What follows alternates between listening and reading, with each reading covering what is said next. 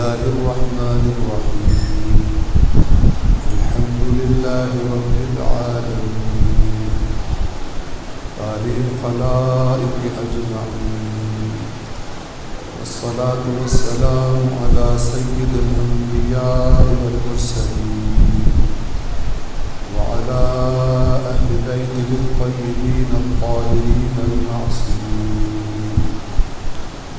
واللعنة الدائمة على أعدائهم أجمعين من يوم عداوتهم إلى قيام يوم الدين. أما بعد فقد قال الله تعالى في القرآن الحكيم وهو أصدق القائلين: أعوذ بالله من الشيطان الرجيم بسم الله الرحمن الرحيم لقد أرسلنا رسلنا بالبينات وأنزلنا معهم الكتاب والميزان ليقوم الناس بالقسط وأنزلنا الحديد فيه بأس شديد ومنافع للناس وليعلم الله من ينصره ورسله بالغيب إن الله قوي عزيز. صدق الله العلي العظيم. صلوات پڑھیں.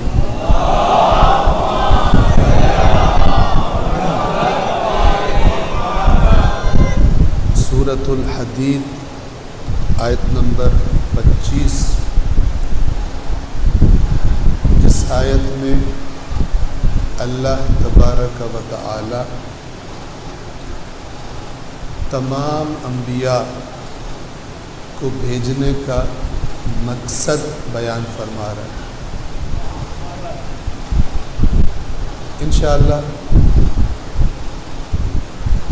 بہت ساری قرآن مجید کی آیات خدا نے توفیق دی تو آپ کے سامنے ان مجالس میں تلاوت ہوں گی،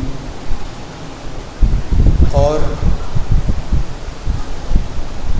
آپ دیکھیں گے کہ قرآن مجید کی آیات کا معنی بڑا واضح. لقد ارسلنا رسلنا، لقد کا معنی یہ ہوتا ہے کہ اللہ تبارک و تعالی قسم کھا رہا ہے. ہم ترجمہ کر دیتے ہیں یقیناً، بے شک، اپنی زبان میں. ارسلنا ہم نے بھیجے، رسولنا اپنے رسول، بالبینات بینات دے کر. بینات کا مطلب ہوتا ہے واضح اور روشن چیزیں. کبھی قرآن میں یہ آیات کی صفت کے طور پر آتا ہے. قرآن اپنی آیات کو کہتا ہے آیات بینات، ایسی آیات جو بڑی واضح. اور کبھی بینات سے مراد انبیاء کے معجزات، کیونکہ اسی آیت کے اگلے حصے میں اللہ کی کتاب کا ذکر آ رہا ہے. تو اس بینات کو ہم کیا کہہ رہے ہیں؟ انبیاء کے معجزات. چونکہ وہ بھی جب نبی دعوی نبوت کے ساتھ کوئی معجزہ دکھاتا تھا تو وہ معجزہ کیا چیز ہوتی ہے کہ جو اللہ کے حکم سے نبی کے ہاتھ سے ظاہر ہوتا ہے اور دنیا کی کوئی طاقت اس جیسا کام نہیں کر سکتی. ٹھیک ہے. معجزہ عربی زبان کا لفظ ہے. اس کا معنی ہوتا ہے ایسی چیز جو عاجز کر دے دوسروں کو، دوسرے وہ کام کرنے سے عاجز ہو جائے. جیسے اللہ تبارک و تعالی نے جب دیکھا کہ کفار مکہ تہمت لگا رہے ہیں رسول اللہ پر، کیا تہمت لگا رہے تھے؟ اللہ تبارک و تعالی فرماتا ہے کہ کیا کہتے ہیں کہ افترا علی اللہ کذبا، اس نے اللہ پر جھوٹ گھڑ لیا. جھوٹ بولتا ہے کہ یہ اللہ کا کلام ہے. یہ رسول اللہ پر تہمت لگاتے تھے. تو تو اللہ تبارک و تعالیٰ نے ان کو چیلنج کیا. کیا فرمایا؟ فَإِن كُنتُمْ فِي رَيْبٍ مِّمَّا نَزَّلْنَا عَلَىٰ عَبْدِنَا، تو اگر تمہیں شک ہے، اگر تمہیں ریب ہے، شک ہے اس میں کہ جو ہم نے اپنے بندے پر نازل کیا ہے، تم کہہ رہے ہو یہ اپنے پاس سے گھڑا ہے اس میں، تو کیا کرو؟ فَإِن كُنتُمْ فِي رَيْبٍ مِّمَّا نَزَّلْنَا عَلَىٰ عَبْدِنَا فَأْتُوا بِصُورَةٍ مِّن مِّثْلِهِ، تو اس کے جیسی ایک صورت بنا کے لے آؤ. وَادْعُوا شُهَدَاءَكُم مِّن دُونِ اللَّهِ، اور اللہ کے سوا جتنے بھی لوگ اویلیبل ہیں تمہیں مدد کرنے کے لیے سب کو بلا لو. ان کنتم صادقین، اگر یہ تو تم کہہ رہے ہو کہ یہ اللہ کا کلام نہیں ہے، اگر سچے ہو اپنے دعوے میں تو پھر یہ چیلنج ہے، کر کے دکھاؤ. اب یہاں پر ایک اور مزیدار بات ہے، اور وہ مزیدار بات یہ ہے کہ دنیا والوں کی نگاہوں میں رسول اللہ ان پڑھ تھے، اس لیے کہ مکہ اس زمانے میں آج کل کا مثلا ایک گاؤں جتنا ہوگا. آج کل کی جو مسجد الحرام ہے، آج کل مسجد الحرام کا جتنا رقبہ ہے تقریباً مکہ وہی تھا. تو جو دیہات میں رہتے ہیں، رہنے والے، ان کو پتہ ہے، دیہاتی ایک دوسرے کو بڑی اچھی طرح جانتے ہوتے ہیں. شہروں میں ذرا کم لوگوں کو انسان جانتا پہچانتا ہے، دیہاتوں میں سب جانتے ہیں، اور زندگیاں ایک دوسرے کی سامنے ہوتی ہیں ساری، بچپن سے لے کر اور مثلا جوانی تک، بڑھاپے تک. تو رسول اللہ کو سب جانتے تھے. دنیا میں تشریف لانے کے وقت سے لے کر 40 سال کی عمر میں جب ظاہری طور پر اعلان نبوت فرمایا، سب کے سامنے زندگی تھی. اور قرآن نے اس کو بھی دلیل بنایا کہ تم جو مجھے کہہ رہے ہو مجنون ہے، ساحر ہے، شاعر ہے، فَقَدْ لَبِثْتُ فِيكُمْ عُمُرًا، میں نے اتنی زیادہ تمہارے درمیان عمر گزار دی ہے. پہلے تو مجھے تم یہ نہیں کہتے تھے، یہ اللہ کی بات کرنے سے پہلے تم سب میرا احترام کرتے تھے، مجھے سچا کہتے تھے، امانت دار کہتے تھے. تو اب میں نے تمہارا کیا قصور کر دیا؟ تو رسول اللہ کا کوئی استاد نہیں تھا، کسی سے پڑھا نہیں تھا رسول اللہ نے. اور مکے میں گنتی کے چند آدمی پڑھے لکھے تھے جو پڑھ سکتے تھے اور لکھ سکتے تھے، باقی سارے ان پڑھ تھے، جاہل تھے. اور عربی زبان میں ان پڑھ کو کہتے ہیں امی. امی یعنی جس طرح شکم مادر سے ماں کو کہتے ہیں، جس طرح شکم مادر سے آیا تھا دنیا میں ویسے ہی ہے، کچھ پڑھا نہیں. اب اللہ کا چیلنج دیکھیں، یہ خداوند عالم کی حکمت تھی کہ رسول اللہ نے کسی دنیاوی کسی انسان سے کچھ نہیں پڑھا، اور چونکہ زندگی سب کے سامنے تھی، سب مکہ والے رسول اللہ کو ان پڑھ سمجھتے تھے. رسول اللہ نہ کچھ لکھتے تھے نہ کچھ پڑھتے تھے. اس میں حکمت، اور وہ حکمت یہ تھی کہ جب 40 سال کی عمر میں، آپ توجہ فرمائیں، 40 سال میں انسان کی شخصیت جو بننی ہوتی ہے بن جاتی ہے. اگر کسی نے شاعر بننا ہوتا ہے تو وہ بن چکا ہوتا ہے، اپنے عروج پہ ہوتا ہے.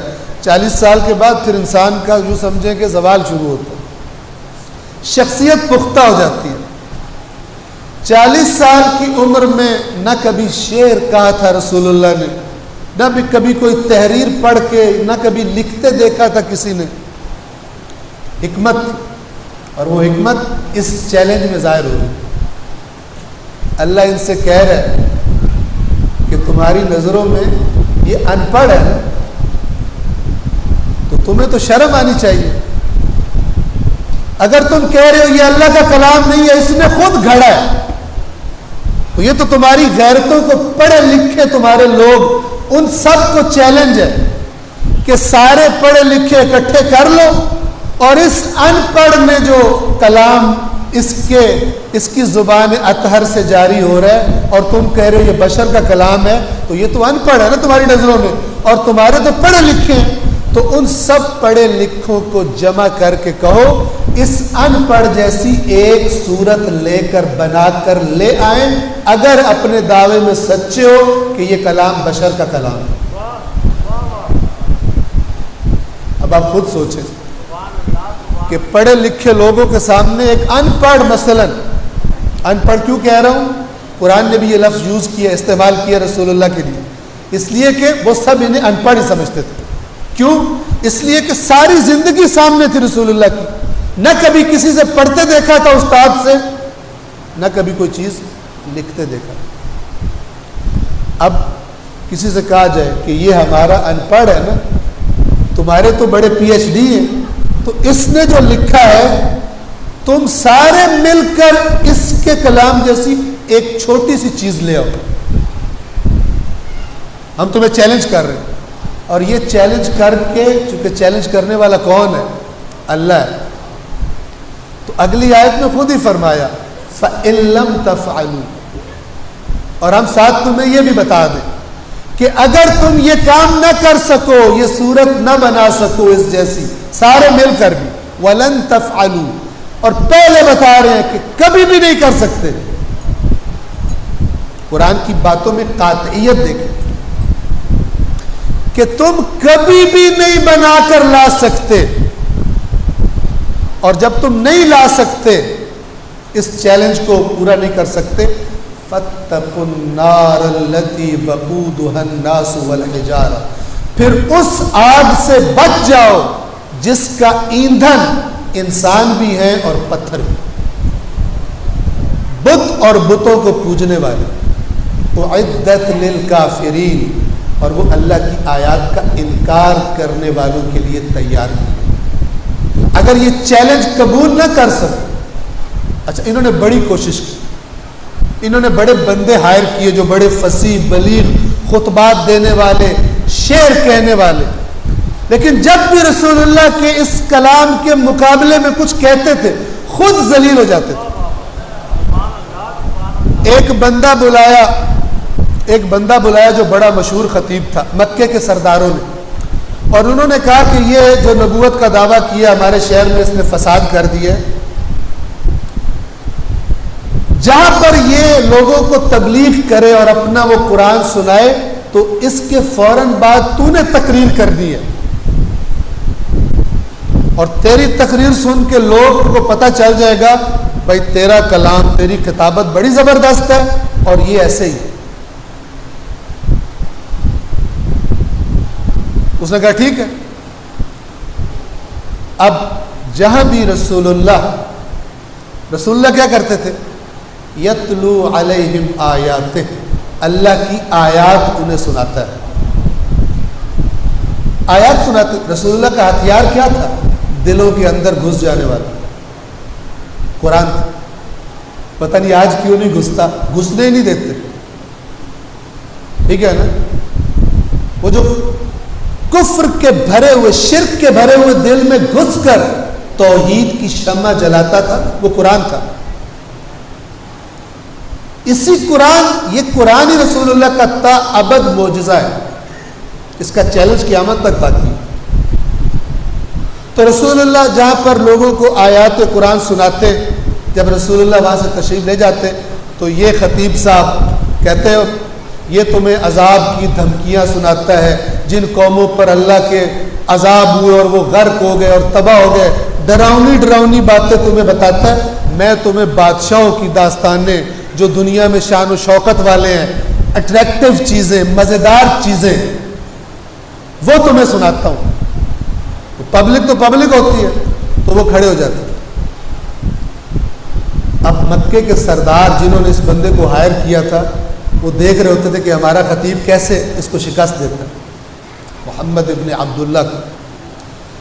تو ایک دفعہ ہوئی، دو دفعہ تھی، چند دفعہ یہ مسئلہ ہوا تو وہ جو لے کر آئے تھے سردار، انہوں نے اپنے خطیب سے کہا کہ تو بھاگ جا، تو چلا ہی جا تو بہتر ہے۔ تو جب بولتا ہے اس کے قرآن کے بعد تو لوگوں کو اور زیادہ یقین ہو جاتا ہے کہ کتنا فرق ہے اس کلام میں اور اس کلام میں، کیونکہ جب دو چیزیں سامنے پڑی ہو نا، دو خوبصورت تصویریں دو مصوروں نے بنائی ہوں، جب سامنے ہو نا ایک دوسرے کے سامنے، دیکھنے والا آرام سے کمپیئر کر سکتا ہے، موازنہ کر سکتا ہے۔ تو کہتے ہیں تو بجائے یہ کہ ہمارا کام کرے، تو الٹا اس کا کام کر رہا، تو اپنی طرف سے بڑی فصاحت و بلاغت والی تقریر کرتا ہے، لیکن اس کے کلام کے مقابلے میں کچھ بھی نہیں۔ سالانہ ایک بازار لگا کرتا تھا، میلہ لگا کرتا تھا مکہ میں، اب یہ ضمن بات آ گئی، عرض کر دوں، قرآن یہ تاریخ اس کی گواہی دے رہی، اس چیلنج کو پورا نہیں کر سکے مکے والے یہودی، کہ وہ بھی عرب تھے، عربی بولتے تھے مدینہ میں، رسول اللہ کے بدترین دشمن بن گئے، مخالف بن گئے، لیکن قرآن کے اس چیلنج کو کوئی قبول نہیں کر سکتا۔ کچھ لوگوں نے کوشش کی قرآن کو کاپی کرنے کی، الفاظ چینج کر کے قرآن کے سٹائل میں، قرآن کا جو کلام کا سٹائل ہے یونیک ہے، شعر نہیں ہے،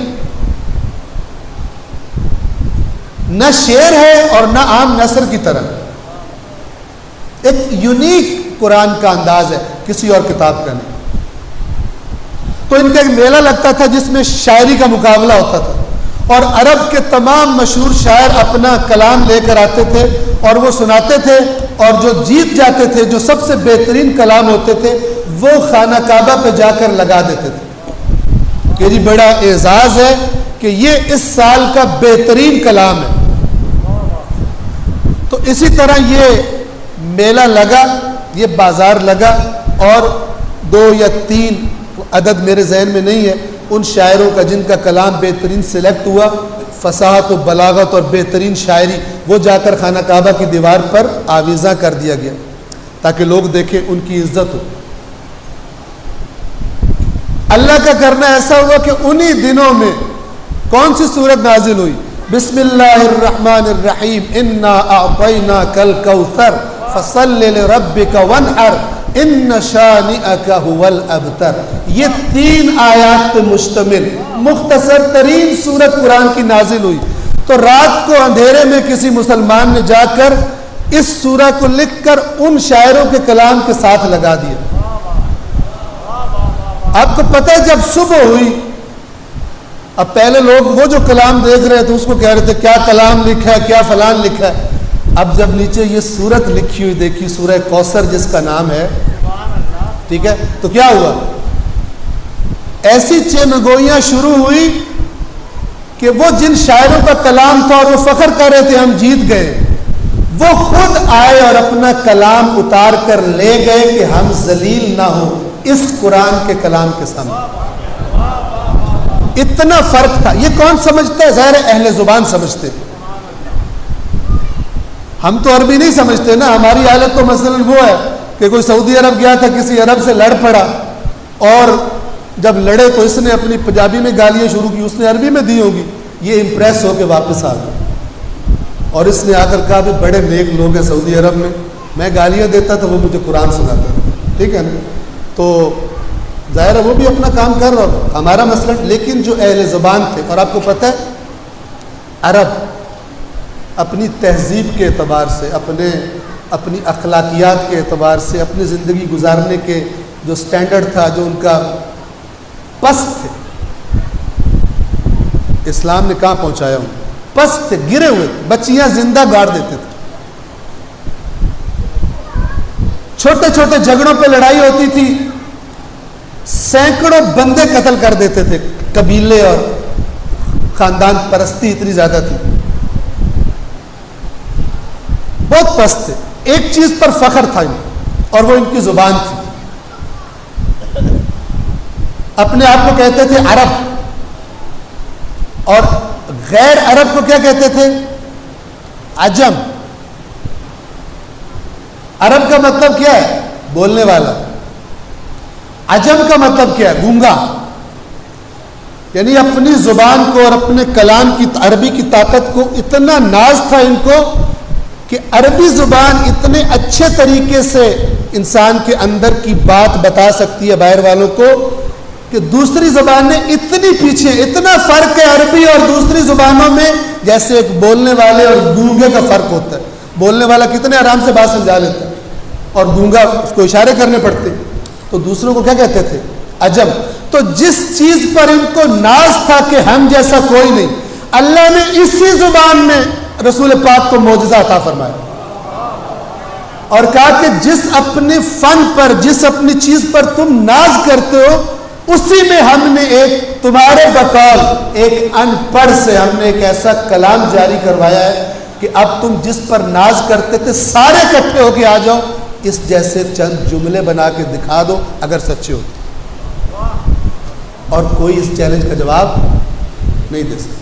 تو وہ شعراء، اب ایک طرف سورہ کوثر لکھی ہے، ان کا کلام لکھا ہوا ہے، لوگ کمپیئر کر رہے ہیں تو کہہ رہے ہیں کہ یہ جو اس کا محمد کا کلام ہے یہ بہت طاقتور ہے، یہ بہت پرتاثیر ہے، یہ اتنی زیادہ بات پھیلی کہ وہ اتار کر لے گا. یہ قرآن تھا. انہوں نے، مکے کے سرداروں نے کمپین چلائی کہ بائیکاٹ کرو اس کا، کوئی اس کا کلام نہیں سنے گا. اب یہ بات ضمن میں آ گئی تو ذرا میں اس کو بیان کر دوں. کم ذکر ہوتا ہے کہ قرآن مجید کیا چیز ہے. ایسے ہی نہیں ہے کہ امام حسین شب عاشور حضرت عباس سے فرماتے ہیں کہ یہ ایک رات کی ان سے مہلت مانگو. حسین سے بڑا درجہ کس کا ہوگا؟ امام کو شاید یہ بھی بات ذہن میں ہو کہ جب میرا ذکر سنیں گے، میری داستان سنیں گے بعد میں آنے والے، تو انسان اپنے آخری وقت میں جو کام کرتا ہے نا وہ بہت اہم کام ہوتے ہیں. ٹھیک ہے نا؟ اگر کسی کو ہم میں سے عادت ہو، مثلا مثال کے طور پر لوڈو کھیلنے کی عادت ہو یا کوئی اور اس قسم کی کھیل کود کی عادت ہو، کوئی موبائل گیم کھیلنے کی عادت ہو، اسے پتہ چل جائے تیرے پاس 24 گھنٹے تو مر جائے گا، اسے لوڈو بھول جائے گی، اسے موبائل گیم بھی بھول جائے گی.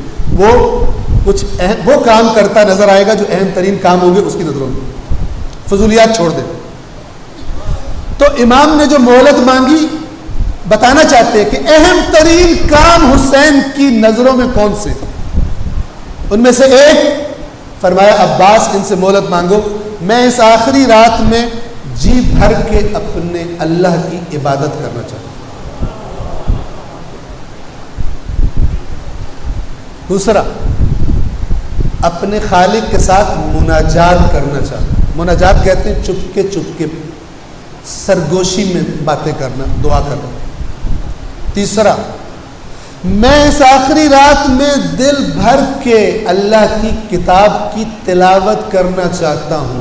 عباس آپ کو معلوم ہے حسین کو قرآن سے کتنا عشق، لیکن پتہ نہیں حسین کی قوم کو کیا بنا،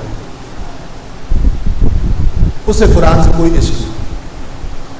تلخ بات ہے، اور یاد رکھیے دوائی تلخ ہی ہوتی ہے. جو بچے ہوتے ہیں نا، بچے کو اگر دوائی کوڑی لگے نا وہ تھوک دیتا ہے، وہ کہتا ہے سواد ہی نہیں آیا آج کی مجلس تک. ٹھیک ہے نا؟ کچھ لوگ مجلس میں بھی سواد لینے آتے ہیں، لیکن جو بڑا ہوتا ہے نا وہ کبھی ڈاکٹر سے یہ نہیں کہتا کہ بڑا گندا ڈاکٹر ہے کوڑی دوائی دیتا ہے. جس کی عقل نیچور ہو گئی ہوتی وہ کہتا ہے میری بیماری کا علاج ہونا چاہیے، دوائی چاہے دنیا کی سب سے کڑوی ترین کیوں نہ ہو.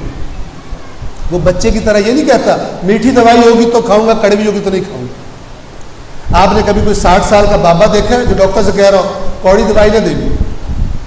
چلے 60 سال کے پھر ذرا سٹیا بھی جاتے ہیں، 40 سال اچھا بھلا سمجھدار بندہ ڈاکٹر سے کہے رونا شروع ہو جائے، ڈاکٹر کے سامنے لیٹنا شروع ہو جائے زمین پہ، میں کوڑی دوائی نہیں پیوں.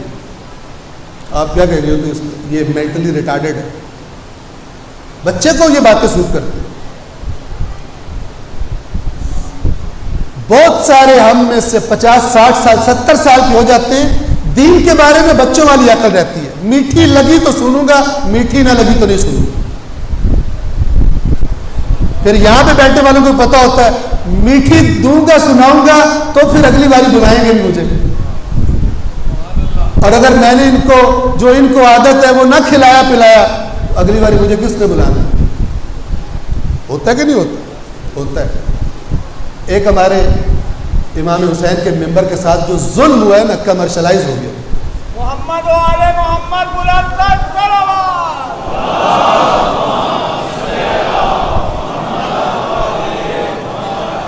ناراض نہیں ہونا. پورے پاکستان میں جتنے مسالک ہیں سب سے زیادہ پیسہ یہاں پر ہے، ممبروں میں، دینی ممبروں میں پیسہ اس میں. اب پھر بتاتا ہوں، قرآن سے جب قرآن سے جب انسان دین لیتا کیسے؟ قرآن بڑا واضح ہے. آپ سورہ یاسین پڑھتے ہیں نا، پڑھ کے تباہی پھیر دیتے ہیں، لیکن یہ نہیں انسان دیکھتا کہ سورہ یاسین کہہ رہی کیا ہے. 70 دفعہ پڑھو سورہ یاسین تو یہ ہو جائے گا، 18 دفعہ پڑھو تو 1000 دفعہ پڑھو، زعفران سے لکھو تو یہ کرو، تعویذ بناؤ. اس لیے اللہ نے نازل کیا تھا قرآن. اب آپ انصاف سے فرش عذاب پہ بیٹھے ہوئے ہیں، انصاف سے میں یہ آپ کو آیت بتانے لگا ہوں، انصاف سے جواب دیجیے. اور یہ یاد رکھیے کہ جو قوم اللہ کی ہدایت کے راستے سے دوسرا راستہ اختیار کر چکی ہوتی ہے اس کا بیڑا غرق ہونا ہوتا ہے، چاہے جتنا بھی اس کو میٹھے لڈو کھلا دیے گئے. سنیے آغاز میں جب اللہ تعالیٰ فرماتا ہے وَاضْرِبْ لَهُمْ مَثَلًا أَصْحَابَ الْقَرْيَةِ، اے رسول ان کو مثال دیجئے اصحاب قریہ کی، اذ جاء المرسلون، جب اس کے بعد رسول آئے تھے. چلتے جب انبیاء کو گھیر لیا اس گاؤں والوں نے، تو قرآن کہتے ہیں انبیاء کی تفتیش ہو رہی تھی کہ تم نے آ کے فساد کر دیا. انبیاء کی باتوں پہ واہ گھاٹی لوگ کرتے ہیں، زیادہ تر تفتیش ہوتی ہے ان کی شروع میں. تو ان تینوں نبیوں کو گھیر کر گاؤں والے، اس بستی والے لوگ ان کی عدالت لگا رہے تھے. تو ایک مومن جو قرآن بتاتا ہے کیا کہتا ہے؟ وَجَاءَ مِنْ أَقْصَى الْمَدِينَةِ رَجُلٌ يَسْعَى، اور شہر کے دور کنارے سے ایک مرد دوڑتا ہوا آیا. قَالَ يَا قَوْمِ اتَّبِعُوا الْمُرْسَلِينَ، کیا کہنے لگا؟ بہادری دیکھیے، کربلا کیا ہے؟ بہادری ہے. سامنے موت کھڑی ہے، کوئی ہلتا نہیں وہاں سے، جو خالص امام حسین کے ساتھ یہ والا جذبہ. قال یا قوم اتبعوا المرسلین، پورا گاؤں چڑھائی کیے کھڑا ہے، قتل کرنے کے درپے جن 3 کو، یہ ان کی حمایت میں اکیلا کھڑا ہو گیا. قال یا قوم اتبعوا المرسلین، کہنے لگا تم ان پر الزام لگا رہے ہو، ان کی توہین کر رہے ہو، ان کو تو فالو کرنا ہے، تمہیں ان کو فالو کرو. کیا کہ دلیل کیا دیتا ہے؟ اتبعوا من لا يسألكم اجرا، اس کو فالو کرو جو تم سے اس تبلیغ کا مانگتا کچھ نہیں ہے، مکا نہیں کرتا.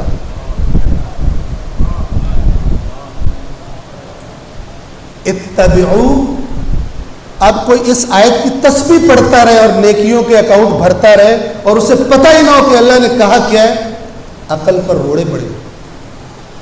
اتبعوا من لا يسألكم اجرا، اس کو فالو کرو، یعنی یہ جو میں کہہ رہا ہوں نا، ان کو فالو کرو.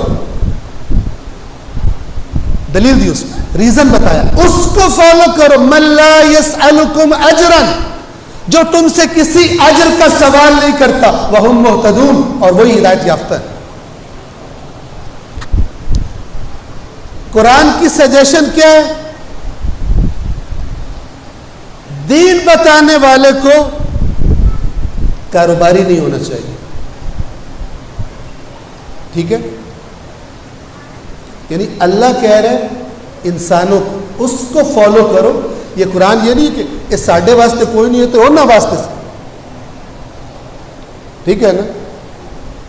اس کا بھی اللہ نے جواب دیا ہوا ہے کہ جب اس پر ہماری آیتیں پڑھی جاتی کہتے ہیں تو پرانے لوگوں کے قصے نے، ساڈے واسطے تو نہیں، پرانے لوگوں. اللہ تعالیٰ یہ بتا رہا ہے کہ دین اگر سیکھنا ہے کسی سے تو جو پیسوں کا لالچ کرتا ہے اس سے مت سیکھ.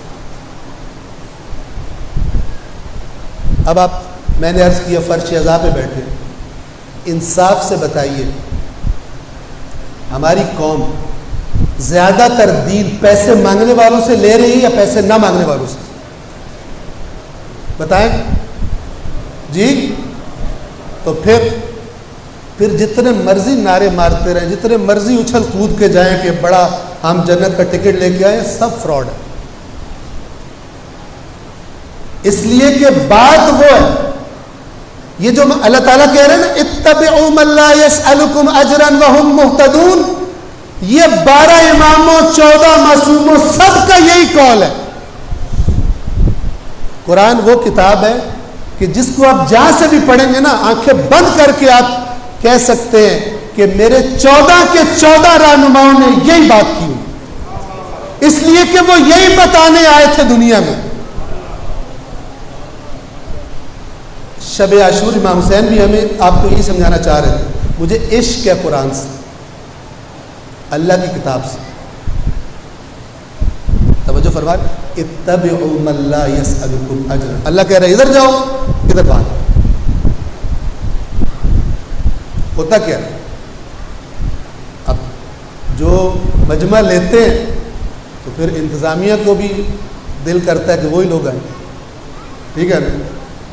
لوگ سمجھتے ہیں کہ مجمع زیادہ ہو تو قبولیت ہوگی، ہے نہیں، مجمع کربلا میں دوسری طرف زیادہ تھا، ادھر صرف 72 تھے۔ توجہ فرما رہے، مجمع سے قبولیت نہیں ہوتی، حق اور خلوص سے قبولیت ہوتی ہے۔ رسول اللہ نے مولا علی علیہ السلام کو یمن بھیجا تھا تبلیغ دین کے لیے، بھیجنے سے پہلے اپنے شاگرد اول کو نصیحتیں فرمائی، شیعہ سنی دونوں کی کتب میں موجود ہے۔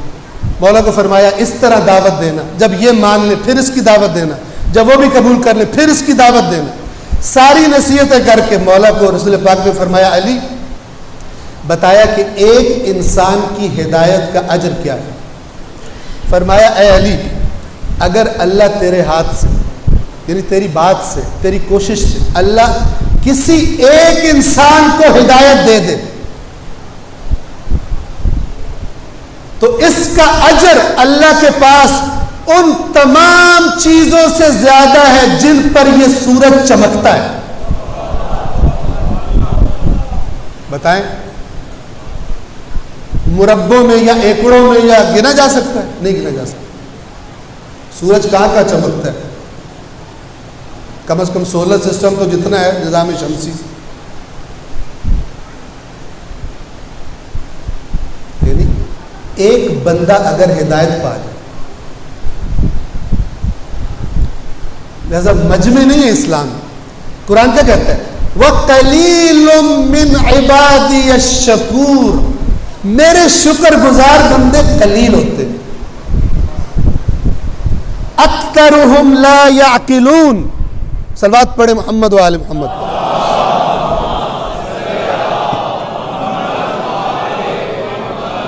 آواز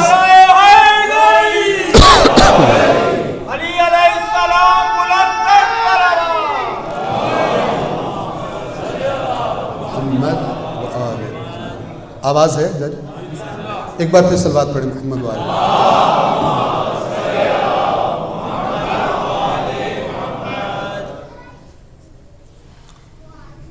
واپس آتے ہیں،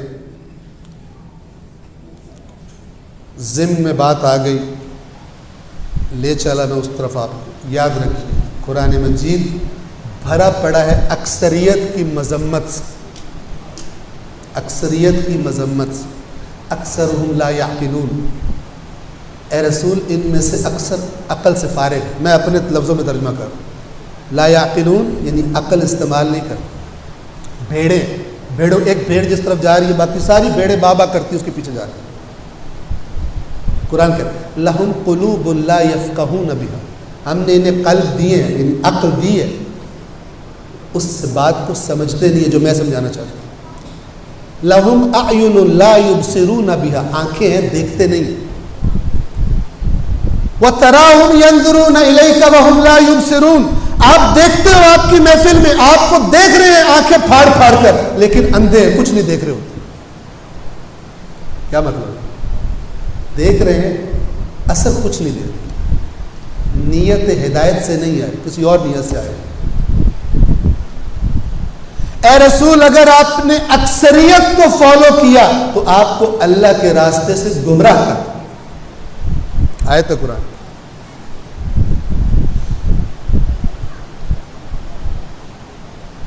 کل میں آپ سے ذکر کر رہا تھا اصول کافی کتاب کے مقدمے کا، کتاب اصول کافی کے مقدمے کا، الکافی کے مقدمے کا ایک روایت آپ کو بتائی تھی، ایک اور سن لیجیے۔ یہ کون ہے؟ یہ ہمارے اصل رہنما جن کے مقابلے میں کسی کی بات نہیں سنی۔ توجہ فرما رہے ہیں؟ کیا فرماتے ہیں؟ من لم یأخذ امرنا من القرآن،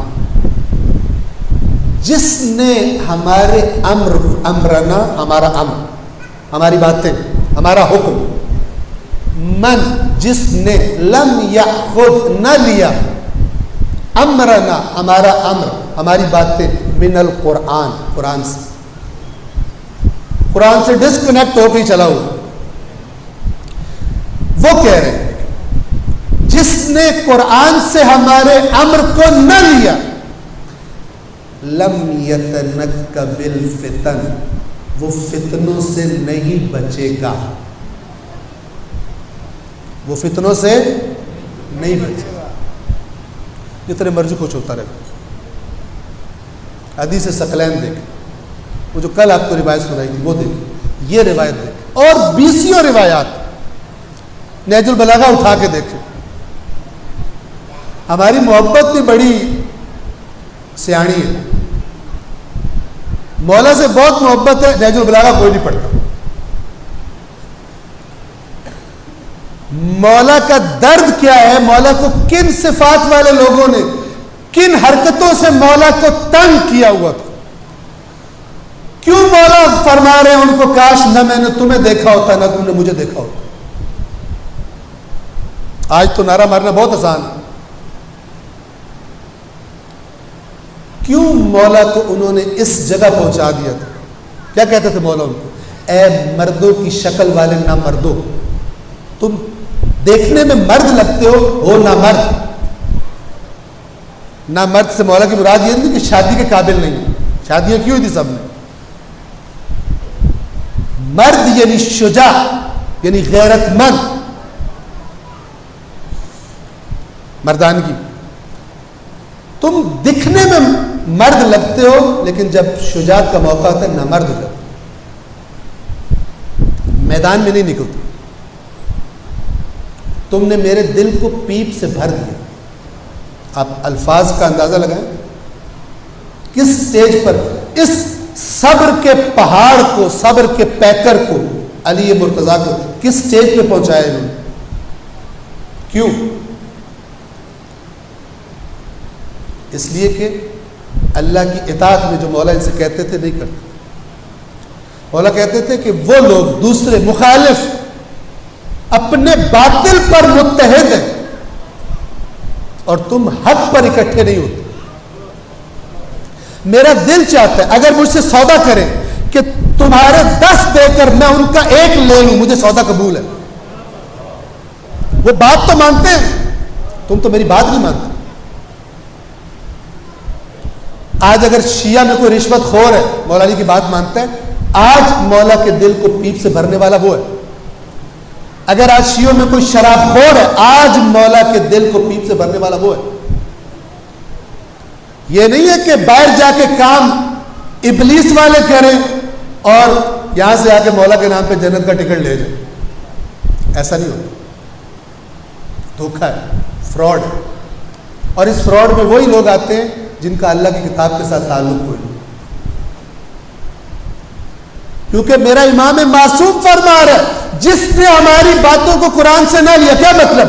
جس کے دماغ میں اللہ کی کتاب کی باتیں ہیں ہی نہیں، اس کو جانتا ہی نہیں کیا لکھا اس کو جو ہمارے نام پہ آ کے بولے گا وہ واہ واہ کر کے نعرے مارے گا۔ جیسے کل مثال دی تھی، اللہ کے عظیم ترین عبد کو اللہ کا شریک بنا دو، اللہ بنا دو، قوم بیٹھ کے نعرے مار رہی ہو نیچے، اس کے بعد پھر اور کیا بچا؟ توجہ فرما رہے؟ سب کیوں کہہ رہا ہوں؟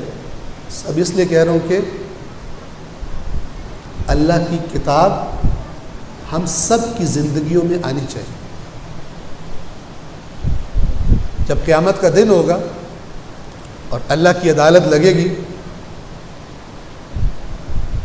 سارے انبیاء پیش ہوں گے، ساری امتیں پیش ہوں گی، سب کھڑے ہوں گے وہاں۔ رسول اللہ کی امت کی جب باری آئے گی رسول اللہ سے جب سوال ہوگا امت کے بارے میں، آپ کو پتہ ہے رسول اللہ کی شکایت کیا ہوگی؟ احادیث میں یہ ہے، حدیثوں میں یہ ہے کہ رسول اللہ کی ایک طرف قرآن ہوگا اور ایک طرف اپنے اہل بیت ہوں گے، اور کہیں گے میں ان دونوں کو تمہارے درمیان چھوڑ کے آیا تھا، ان دونوں کے ساتھ تم نے میرے بعد کیا کیا؟ لیکن قرآن مجید کے اندر جو رسول اللہ نے شکایت کرنی ہے اس میں قرآن کا تذکرہ ہے کہ جب اللہ رسول سے پوچھے گا، سوال کرے گا، تو رسول پاک کہیں گے میری امت نے اس قرآن کو چھوڑ دیا، میری امت نے اس قرآن کو چھوڑ دیا۔ اگر نہیں ہے میرا آپ کا رابطہ قرآن مجید سے، اور ہم نے بچپن سے قرآن کے بارے میں ڈھکوسلے سنے ہوئے ہیں، اور جن کی وجہ سے ہمارا لگتا ہے کہ ہاتھ لگ گیا تو کرنٹ پڑ جائے گا، تو اس شکایت کے لیے قیامت کے دن اللہ کی بارگاہ میں جو شکایت ہونی ہے تیار ہو جائے، شفاعت کو بھول جائے، شکایت کے لیے تیار ہو جائے۔ وقال الرسول یا رب ان قوم اتخذوا هذا القرآن مہجورا، اور رسول کہے گا میری قوم نے اس قرآن کو مہجور، مہجور کسے کہتے ہیں؟ جس سے لوگ ہجرت کر جائیں، اسے مہجور کہتے ہیں، دور چلے گئے تھے اس سے۔ اور اس کو بتانے سے پہلے جو پچھلی آیتیں ہیں نا، یہ سورۃ الفرقان کی آیت نمبر 30 ہے، 30، اس سے جو پچھلی آیتیں ہیں نا، اس میں اللہ یہ بتانے سے پہلے ان کی حالت بتا رہا ہے کہ جو اس شکایت کی زد میں آئے۔ وہاں کیا کہتے ہیں؟ جس دن ظالم اپنے ہاتھوں پہ کاٹے گا۔ آپ کو پتہ بندہ ہاتھوں پہ کب کاٹتا ہے؟ جب کوئی شدید اس کو پریشانی ہوتی ہے، جو نہ یا درد ہوتا ہے اس کو جو ناقابل برداشت ہوتا ہے، لیکن اس کا بس نہیں چلتا کہ کس طرح ٹھیک کرے، پھر وہ اپنے ہاتھوں پہ کاٹتا ہے پچھتاوے کے، تکلیف کے بارے میں۔ بعض اوقات جن یہ جو ہیروئن پیتے ہیں، جن کو جہاز بھی کہتے ہیں، جب ان کو تروٹ پڑتی ہے نا، پنجابی کی ٹرم تروٹ، اپنے نشے کی، ہیروئن کی، اور ان کو نہ ملے تو جو ان کو دردوں کی تروٹیں پڑتی، پھر یہ چک مارتے ہیں ہاتھ پہ، تاکہ ان کا دماغ اس درد کو بھول کر ادھر توجہ کرے، وہ درد ان کو فیل نہ ہو۔ ٹھیک ہے نا؟ جب یہ دیکھیں گے نا قرآن مجید ہم نے دنیا میں نہیں پڑھا، نہیں لفٹ کرائی اللہ کی کتاب کو، ان کو تروٹیں پڑیں گی، پھر تروٹیں پڑیں گی، واپس جانے کی اجازت بھی نہیں ہوگی۔ ٹھیک ہے؟ جب تروٹیں پڑیں گی پھر یہ ہاتھوں پہ کاٹیں گے۔ اگر آپ کو سخت لگ رہا ہے نا تو یقین کریں کہ یہ قرآن میں لکھا ہوگا۔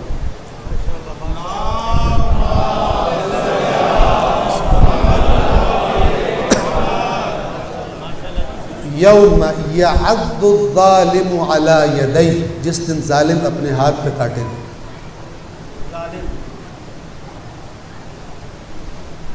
کہے گا کاش میں نے رسول کے ساتھ راستہ بنا لیا ہو،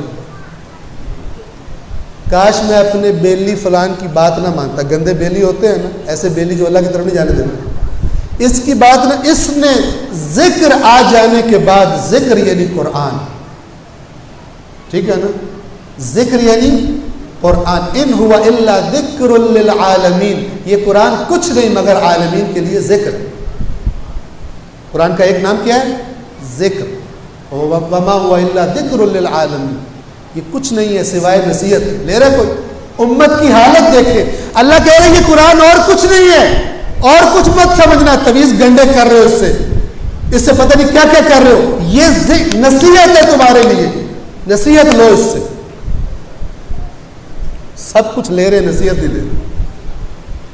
ایک قرآن کو کھولا، اس کے اندر 100 کا نوٹ پڑا ہوا، پوچھے 100 کا نوٹ کیا کر رہے ہیں؟ یہ جی پیسے زیادہ ہوتے ہیں، قرآن میں رکھو نا تو پھر تنخواہ بڑھ جاتی ہے، پھر کاروبار میں برکت ہوگی۔ جو قوم اللہ کی کتاب پڑھنے کو اس کو لفٹ نہیں کراتی، اس میں کیا برکت ہوگی؟ آج اقوام عالم کے مقابلے میں مسلمانوں کی پستی دیکھیے۔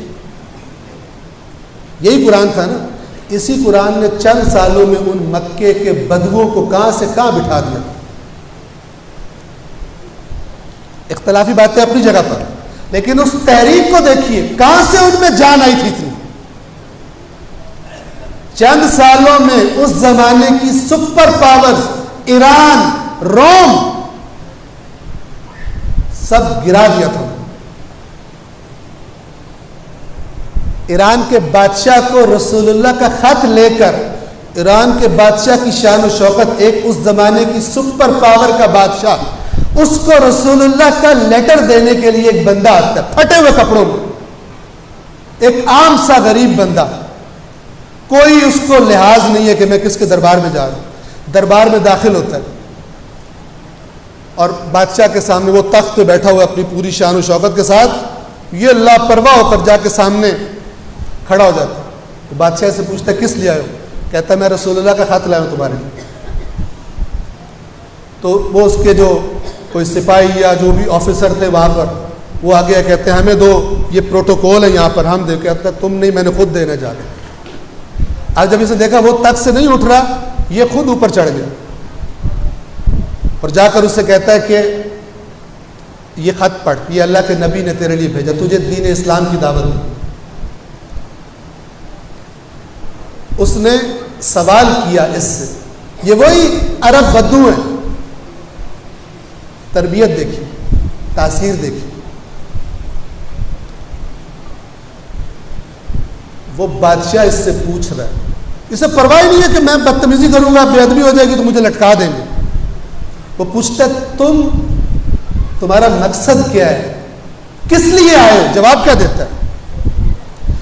کہتا ہے ہم آئے، ہم یعنی رسول اللہ کے خادم، رسول اللہ کے سپاہی، ہم آئے تاکہ انسانوں کی غلامی سے نکال کر اللہ کی غلامی میں لے جائے. یعنی اس کو چیلنج کر رہا ہے کہ تیری غلامی، تیری سلطنت کو توڑنے کے لیے آؤں. یہ کہاں سے ملا تھا؟ یہ قرآن کی آیات دیکھ. سورہ توبہ میں ایک جگہ پہ اللہ فرماتا ہے ان اللہ اشترى من المؤمنین انفسهم واموالهم بان لهم الجنہ، اللہ نے خرید لیے ہیں مومنوں سے ان کی جانیں اور ان کے مال اور ان کو جنت دے دی. اللہ نے ان اللہ اشترى، بے شک اللہ نے خرید لی، من المؤمنین، مومنوں سے کیا؟ اموالهم، ان کے مال، وانفسهم، اور ان کی جانیں، بان لهم الجنہ، بدلے میں ان کو جنت دے دی. یقاتلون فی سبیل اللہ، اللہ کے راستے میں قتال کرتے ہیں، جہاد کرتے ہیں. فیقتلون، قتل کر بھی دیتے ہیں، ویقتلون، قتل ہو بھی جاتے ہیں. میدان میں جو جائے گا قتل کرے گا، قتل ہو بھی سکتا ہے. فیقتلون ویقتلون وعدا علیہ حقا فی التوراۃ والانجیل والقرآن، یہ اللہ کا برحق وعدہ ہے جو اس نے تورات میں بھی کیا، انجیل میں بھی کیا، قرآن میں بھی کیا. جو یہ سودا کر لے، یہ سودا ایویں تلاوت کرنے سے نہیں ہوتا. یہ سودا کیا ہوتا ہے؟ جان تیری ہے، تیری نافرمانی میں استعمال نہیں ہوتی. تیری نعمتیں تو نے دیا نا سب، تیری نافرمانی میں تو نے مجھے دیا، مجھے امانتاً دیا، اختیار دیا مجھے، میں تجھے واپس کر رہا ہوں. میں تجھے یا اللہ اپنے اختیار کو تجھے واپس کروں، تیرا جو تو کہے گا وہ کروں. اسے کہتے ہیں عبداللہ، اللہ کا بندہ. توجہ فرما رہے ہیں؟ تو مال تیری دی ہوئی طاقت سے، تیری دی ہوئی سمجھ سے میں نے کمایا ہے، اس مال کو بھی تیری مرضی کے خلاف کہیں نہیں لگاؤں. یہ ہے اللہ کہہ رہا ہے میں نے ان سے خرید لیا. اللہ گھٹیا چیزیں خریدتا ہی نہیں. توجہ فرما رہے ہیں نا؟ اللہ پست اور گھٹیا چیزیں، حیوانی زندگیوں میں مستی کرنے والوں کی چیزیں اللہ خریدتا ہی نہیں، کہتا گھٹیا ہی. اللہ قیمتی چیز، نایاب چیزیں خریدتا ہے. توجہ فرما رہے ہیں؟ حسین کے ساتھی نایاب تھے. جو بیچ میں ملاوٹی مال تھا وہ اللہ نے پہلے چھانٹ دیا تھا، نکل گئے. چلنے والے، سفر شروع کرنے والے زیادہ تھے، چھٹ گئے. اپنے لفظوں میں کہہ رہا ہوں، کسی نے کہا میری شوگر ہائی ہو گئی ہے، کسی نے کہا میرا کولیسٹرول زیادہ ہو گیا، کسی نے کہا میری بیگم پتہ نہیں کیا ہو گیا. اپنے لفظوں میں کہہ رہا ہوں، ٹھیک ہے نا، کوئی نہ کوئی بہانہ بنا کر چلے گئے، حسین کے ساتھ خالص گئے. کون گئے؟ جو یہ سودا کر چکے تھے. ان اللہ اشترى من المؤمنین انفسهم واموالهم، ان کی جانوں اور مال میں اللہ کے ساتھ کوئی شریک ہی نہیں تھا.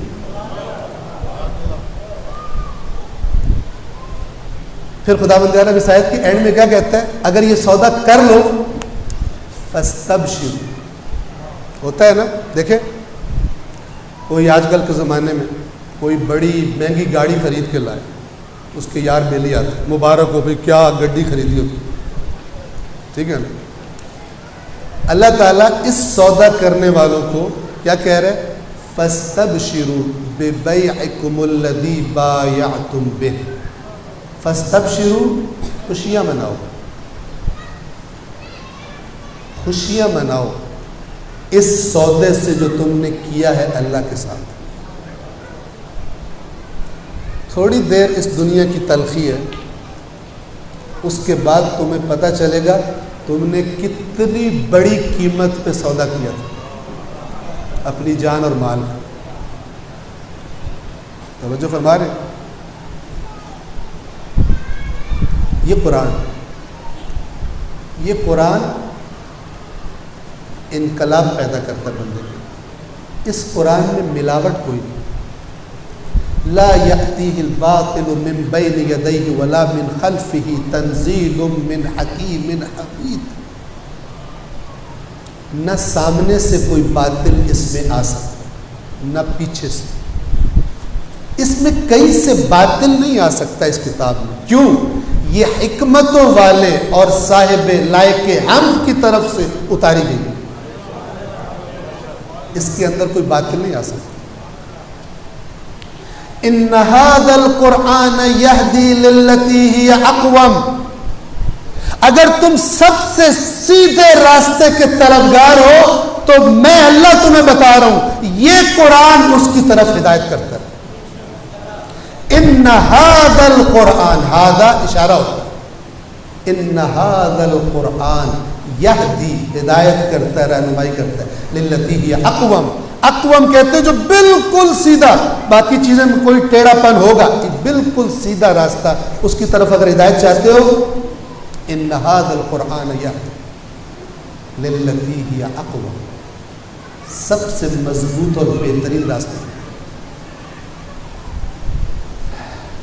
میں نے کل ایک مومن نے سوال پوچھا تھا اور انہوں نے مجھے آج چٹ بھی دی، لیکن ذرا جذبات میں تھوڑا اس کی طرف نہیں آ سکا. انشاءاللہ ادھار ہے، میں اس کا جواب بھی دوں گا. انہوں نے سوال یہ کیا تھا کہ ہم قرآن مجید کو پڑھنے کے بارے میں کیا لایا عمل اختیار کریں، کیا روش ہونی چاہیے، کیا طریقہ اختیار کریں.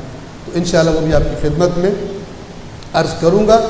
البتہ وہ بھی آپ کو عجیب لگے گا، لیکن یہ آپ کو گارنٹی ہے کہ اگر آپ اس نسخے پہ عمل کریں گے تو پھر آپ کو عجیب نہیں لگے گا جب اس راستے پر آپ چلیں گے. تو ایک صلوات پڑھیے محمد و آل محمد.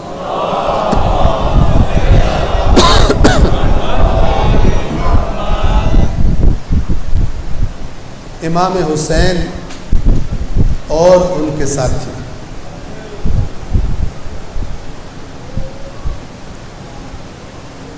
امام وارث رسول اللہ ہے، وارث قرآن ہے.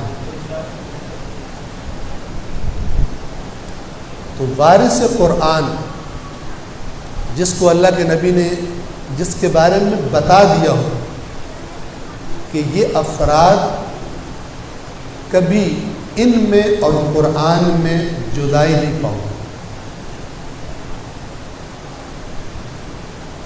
گویا رسول اللہ یہ کہہ رہے تھے، یہ بتانا چاہتے تھے امت کو کہ میرے بعد ہو سکتا تم سمجھو بہت پڑھے لکھے ہو سکتا تم سمجھو بہت زیادہ تمہارا حافظہ کام کرتا ہے، تم بہت کوئی بڑے جگہ پر، اور تم اپنی رائے قائم کرنے لگو، یہ کرنا چاہیے، یہ نہیں کرنا چاہیے، یہ قیام کا ٹائم ہے، یہ بیٹھنے کا ٹائم ہے، یہ قیام کرنے کا ٹائم نہیں ہے، یہ مصلحت ہے، یہ مصلحت نہیں ہے. اگر دیکھو کہ ہر بندہ اپنی اپنی رائے دے رہا ہے، اس وقت اللہ کا فیصلہ وہ ہوگا جو قرآن کا فیصلہ ہے. اور اگر تمہیں سمجھ نہ آ رہا ہو تو قرآن کا فیصلہ اس کے ساتھ ہوگا جو میرے اہل بیت کر رہے ہیں. یعنی امام حسین علیہ السلام کے زمانے میں صراط مستقیم ہر زمانے میں ایک ہوتی ہے. امام حسین علیہ السلام کے زمانے میں صراط مستقیم وہی کام تھا جو امام حسین نے کیا.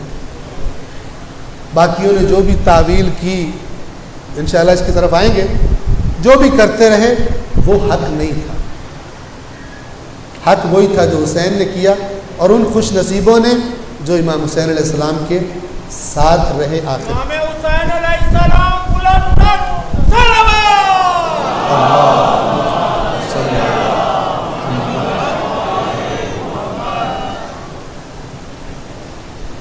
امام حسین کے قافلے میں جوان بھی ہیں، بوڑھے بھی ہیں، بچے بھی ہیں، بچیاں بھی ہیں، اور اس قافلے میں ایک ایسی بچی بھی ہے جس کی عمر 4 سال ہے،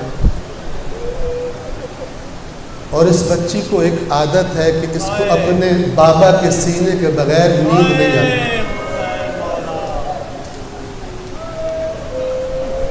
آپ ذرا تصور کیجئے، اللہ تعالیٰ نے آپ کو اولادیں دی ہیں، جن کو اللہ نے بچیاں دی ہیں. اگر 4 سال کے آس پاس کی بچی ہے، آپ دیکھیے وہ بچی کتنی طاقت ہوتی ہے اس میں، کتنا ایک ظلم برداشت کر سکتی ہے. جن کی بچیاں بڑی ہو گئی ہیں ان کو یاد ہوگا کہ جب بچی 4 سال کی ہوتی ہے تو کتنی معصوم ہوتی ہے، کتنی نازک ہوتی ہے. امام حسین کی بچی ہے. جب امام حسین خیموں میں جاتے ہیں الوداع کرنے کے لیے تو اس خیمے میں بھی گئے جہاں پہ وہ بچے تھے جو تازہ یتیم ہوئے. ان بچوں سے الوداع کیا، انہیں پیار کیا. بی بی سکینہ وہاں اپنے بابا سے نہیں ملی، اگرچہ چھوٹی ہے لیکن خاندان بنو ہاشم، خاندان نبوت کی بچی ہے. وہ جانتی ہے کہ اگر کوئی باپ اپنی بچی سے کسی یتیم کے سامنے پیار کرے تو اس یتیم کا دل دکھتا ہے، اس کو اپنا باپ یاد آتا ہے. تو بی بی سکینہ ان یتیموں کو ان کا خیال رکھنے کے لیے خیمے کے اندر اپنے بابا کے پاس نہیں ہے. جب بابا ان سے مل کر نکلے، سکینہ پیچھے پیچھے چلی ہے امام حسین، اور کچھ دور جا کر اپنے بابا سے خطاب کرتی ہیں، بابا آپ نے بھی موت کی تیاری کر لی. بابا کیا ممکن ہے کہ ہمیں اپنے نانا کے حرم میں واپس پہنچا دیں؟ ابھی تک میں نے جس کو بھی اس میدان میں جاتا دیکھا ہے وہ واپس نہیں آیا. پھر بی بی سکینہ نے اپنے بابا سے ایک خواہش کی تھی. جب زلجنا پہ سوار ہوئے اور زلجنا نہیں چلا، بی بی سکینہ سامنے کھڑی تھی. بابا سے کہا بابا ایک مرتبہ نیچے اتریے. امام حسین گھوڑے سے نیچے اترے. بی بی نے فرمایا کہ بابا ایک دفعہ، آخری دفعہ مجھے اپنی گود میں بٹھائیے. شاید سکینہ کو کچھ دن پہلے کا ایک منظر یاد تھا کہ جب امام حسین مکہ سے کربلا کے راستے میں تھے اور خبر پہنچی تھی کہ مسلم ابن عقیل کو شہید کر دیا گیا، تو مسلم کی بھی ایک چھوٹی کم سن بچی اس قافلے میں تھی. امام حسین خیمے میں تشریف لائے اور بی بی زینب سے فرمایا کہ مسلم کی بچی کو میرے پاس لاؤ. بچی کو لایا گیا.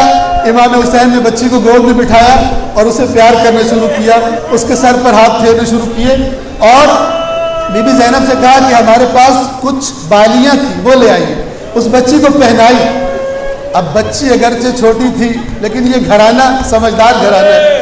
امام حسین سے کیا کہتی ہے کہ بابا حسین آپ تو آج مجھ سے ایسے پیار کر رہے ہیں جیسے لوگ یتیموں کے ساتھ پیار کرتے ہیں.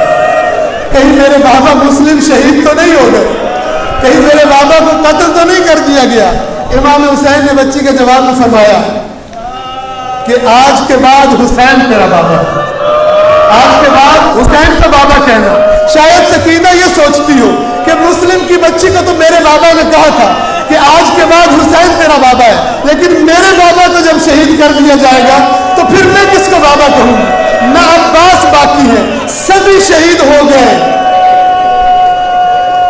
عزاداروں، ہمارے یہاں کم سن بچوں کا اگر باپ دنیا سے چلا جائے، جو بھی افسوس کرنے کے لیے آتا ہے، مرد ہو یا عورت ہو، وہ آ کر اس کے بچوں کے بارے میں سوال کرتے ہیں، کہتے ہیں ہمیں ان یتیموں سے ملاؤ۔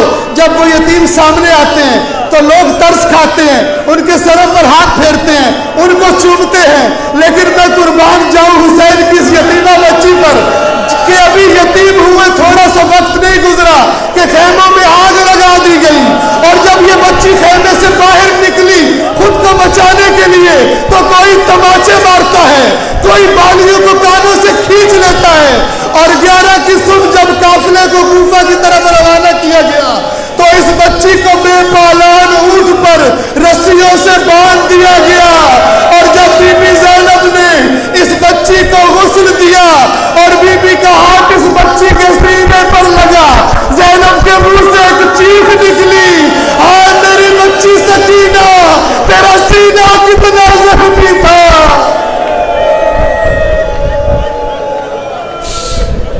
الا لعنت اللہ علی القوم الظالمین وسيعلم الذين ظلموا أي منقلب ينقلبون۔ پروردگار ثقلین کے صدقے، قرآن و اہل بیت کے صدقے، امام حسین کے صدقے، امام حسین کی معصوم و مظلوم بی بی سکینہ کے صدقے، پروردگار ہماری اس قلیل سی عبادت کو اپنی بارگاہ میں قبول فرما۔ پروردگار قرآن اور اہل بیت کا حقیقی عشق، حقیقی محبت ہمارے دلوں میں پیدا فرما۔ معرفت کے ساتھ محبت، معرفت کے ساتھ شناخت کے ساتھ ان کی محبت اور عشق، اور جو کچھ انہوں نے بتایا ہے اس کے مطابق اس قلیل زندگی کو گزارنے کی توفیق عطا فرما۔ پروردگار تمام دنیا میں امام حسین کے عزاداروں کی جان، مال، ناموس کی حفاظت فرما۔ دشمنان اہل بیت اگر قابل ہدایت ہیں پروردگار ان کی ہدایت فرما، اگر قابل ہدایت نہیں ہے پروردگار ان کو نیست و نابود فرما، ان کے شر کو، ان کی ناسبیت کو، ان کے بغض اہل بیت کو، اس کے شر کو خود ان کی طرف لوٹا دے۔ پروردگار عزاداری برپا کرنے والوں اور عزاداری کی محافل میں شرکت کرنے والوں سب کی توفیقات خیر میں اضافہ فرما۔ سب کو قیامت کے دن جن کی عزاداری کرتے ہیں ان کی شفاعت نصیب فرما۔ اللہم صلی علی محمد و آل محمد وعجل فرج۔